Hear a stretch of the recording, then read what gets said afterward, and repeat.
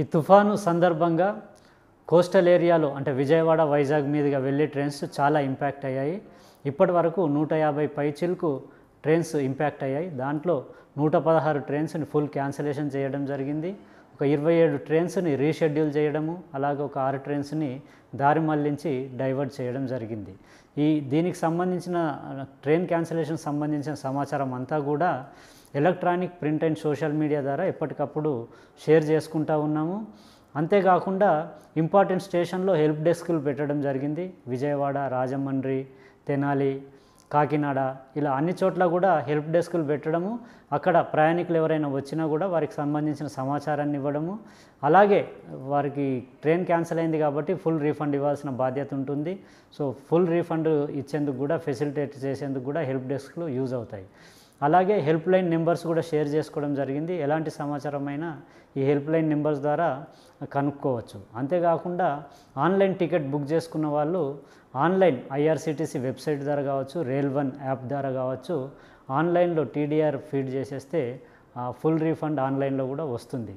So ప్రయాణికులకు సంబంధించి ఈ ఇన్ఫర్మేషన్ చేరవేస్తూనే ట్రైన్స్ ఎక్కడైనా రెగ్యులేట్ చేయాల్సి వచ్చినా అలాంటి చోట అన్ని ఫెసిలిటీసు, వసతులు కల్పించేందుకు ప్రయత్నం చేస్తూ ఉన్నాం. విజయవాడ, రాజమండ్రి ఇంపార్టెంట్ స్టేషన్స్ అన్నిట్లో ఎక్కడైతే ట్రైన్ రెగ్యులేట్ చేయబోతూ ఉన్నామో అక్కడ వాటర్ అవైలబిలిటీ కావచ్చు, ఫుడ్ ఐటమ్స్ అవైలబిలిటీ కావచ్చు ఫుల్గా ఉండేట్టు చర్యలు తీసుకున్నాము. అంతేకాకుండా ట్రైన్లో అంటే డిలే అయితే, ట్రైన్ రన్నింగ్ డిలే అవుతే కూడా వాటర్ ఇబ్బంది అవ్వకుండా కోచెస్లో ఫుల్ వాటరింగ్, ఎక్కడ మాకు వాటరింగ్ పాయింట్స్ ఉంటాయో ఎన్ రూట్లో అన్ని చోట్ల కూడా వాటరింగ్ ఇచ్చేసి ప్రయాణికులకు ఇబ్బంది కలగకుండా చర్యలు తీసుకుంటూ ఉన్నాము. ఇంతేకాకుండా తుఫానుకు సంబంధించి ఇప్పటివరకు అయితే ఎలాంటి అంటే రైల్వే ఇన్స్టాలేషన్స్ కావచ్చు, ప్రాపర్టీస్ ఎక్కడ కూడా ఇబ్బందికరమైన పరిస్థితి రాలేదు. దాన్ని దృష్టిలో పెట్టుకొని కూడా రైల్వే తన పెట్రోలింగ్ టీమ్స్ అన్నిటినీ కూడా ఫీల్డ్లో ఉంచారు. రెగ్యులర్గా వాళ్ళు పెట్రోలింగ్ చేస్తే ఎక్కడ ఇబ్బందికరమైన పరిస్థితి ఉన్నా కూడా ఇమ్మీడియట్గా ఇన్ఫర్మేషన్ వచ్చి తగు చర్యలు తీసుకునేందుకు కూడా ప్రయత్నం చేస్తూ ఉన్నాం. సీనియర్ ఆఫీసర్స్ అందరూ కూడా ఇంపార్టెంట్ స్ట్రాటజిక్ లొకేషన్స్లో కూడా క్యాంప్ చేస్తూ ఉన్నారు.